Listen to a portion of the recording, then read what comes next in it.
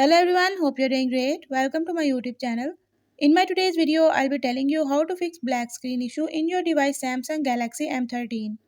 So if you're facing white screen or grayscale screen issue in your device Samsung Galaxy M13, you can fix it by following a few steps which I'll be sharing with you in my today's video. But before that, hit the red subscribe button and the bell icon so you are the first one to know when I upload anything new. Now watch this complete video and you will learn how you can fix white screen, black screen or grayscale screen issue in your device.